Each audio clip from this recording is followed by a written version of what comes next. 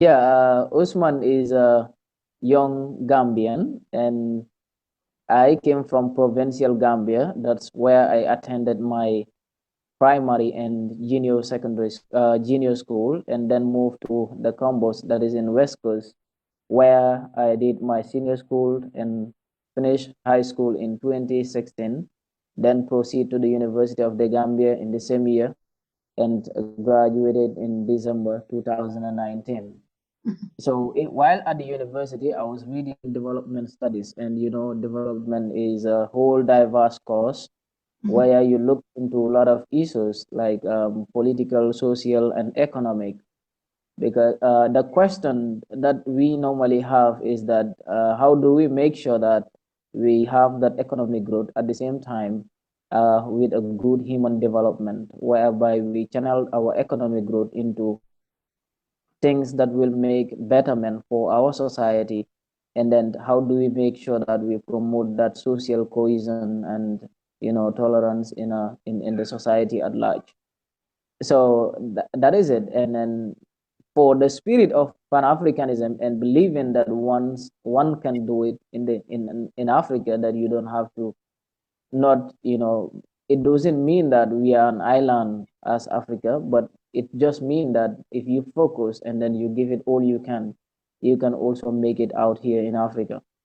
So pan-africanism is something that I have been reading a lot. I read materials from Gavi, from the pioneers, people like John Harry Clark, and others, like reading a lot of issues and reading a lot of arguments about the betterment of Africa and how our colonizers have been using education as a tool to continue to dominate us.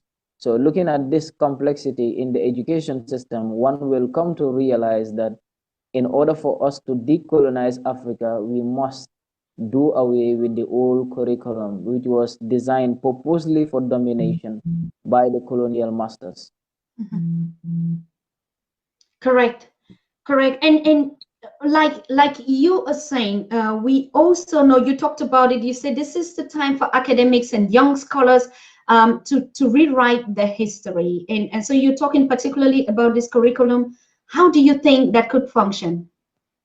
Yes, saying that we need to rewrite the history, these are just not, things that I champion. This has always been at the center of Pan-Africanism and Pan-African debate.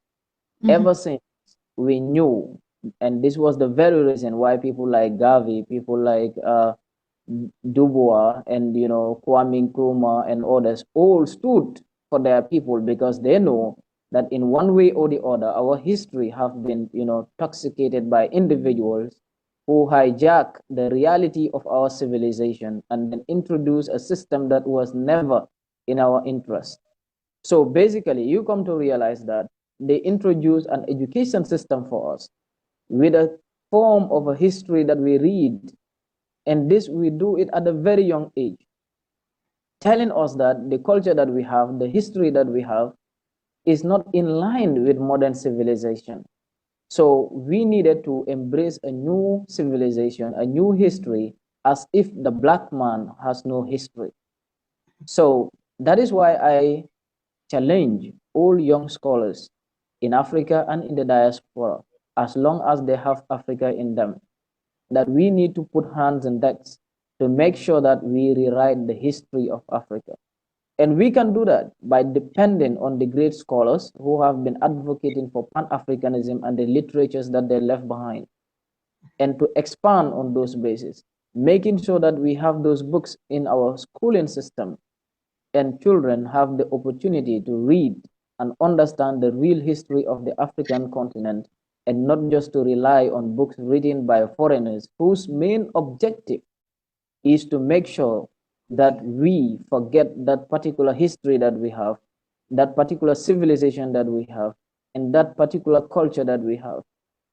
And that was exactly one of the reasons why I mentioned that quote by Lord Macaulay, because in his address to the British Parliament, he made it categorically clear that Africa is a rich continent.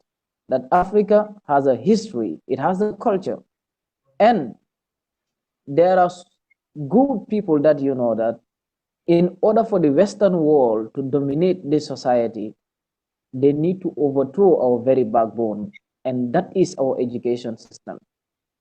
And that is 1835. You come to realize that from 1835, they had this in the British Parliament as an agenda to overthrow our very backbone, which is the culture of the African, the history of the African, the education system that an African child was given at the time. And if all these issues have been erased from the African continent, then the white will have the opportunity to dominate Africa forever. And that is how they introduce their education system to us. Now that you travel across Africa, you come to realize that people at my age can have the same opportunity to go to school, spend 12 years in school, and yet will not have a single skill. They cannot create job, and they will not be able to earn job. All what we can do is to wait for a government to do something on our own or for us. It doesn't work like that. The education system should be programmed in a way that it makes people job creators and not job seekers. That is exactly what I'm trying to say. That we need to understand the history of the continent, we need to understand the history of the African, and we need to revisit our education system to make it fit for purpose. And that is an education system that will be able to answer fundamental questions on societal problems and coming out with solutions to some of those issues. When you look at the young people today, I mean, we're talking about on the continent, and you see the outgoing, like they flee the continent, and most of them dying in the Mediterranean, like you see. What do you see? It's not just even the impact, like you said, the symptoms of this educational system that has made us to depend on jobs, and so they have to look, they have to go out of the continent in seeking for greener pastures. What is that for the continent? That's the last. Yes, and we need to understand that Africa is very rich, and this is exactly what Nkrumah said in 1963 at Addis Ababa, that Africa as a continent is rich, but its people are poor. And why is that? Because there is a system that is programmed to exploit these resources at the expense of the very people who live within this continent. Now, looking at the African youth moving to the west through the Mediterranean Sea, others using many other forms, you come to realize that that is happening because the education system, one that we have in place, and the mainstream media, the way in which the West is portrayed in Africa, because that is why I said us as youths have a responsibility. And in order for us to know about Africa, we must not learn Africa from the mainstream media. Correct. The way they portray the images in Africa is biased, and the way they portray the images in the West is not true. They will never show you the millions of people that are homeless in the West. They don't have interest in that. But how will they make sure that they bring in people, giving them pictures of issues that are not even in reality, and then tapping them to the outside world? Now, these resources that Africa should have depend, and that is the youth, of course, because the most instrumental means or the most important resource of any country is the people, and particularly the youth. So Correct. if the African continent can well equip its youths to capacitize them to make sure that they can have paid jobs within the continent, to make sure that they can have a decent environment, they don't need to travel outside. And if that is so, you come to realize that the youth or this active population will be able to protect the young, that is the children of Africa, and as well as the old. Correct. But if this is not put in place, you come to realize that our very opportunity that we have, and that is the youthful population in Africa, Now we are losing them in the Mediterranean Sea. It is not just to see an African or to see Africans dying in the Mediterranean Sea. And also, the world need to look into this. Why is it that people have to die at the Mediterranean Sea? That is a big question for all of us to answer. The whole world have been watching this happening for so many years. And what is the solution to that problem? So African has responsibilities, but as well as the Western world, they also have a responsibility. Let us be realistic in our approaches. People are not dying just because boats are capsizing, but there are so many issues that are associated with it. So the first thing that we need to do as African is building the connection that we want.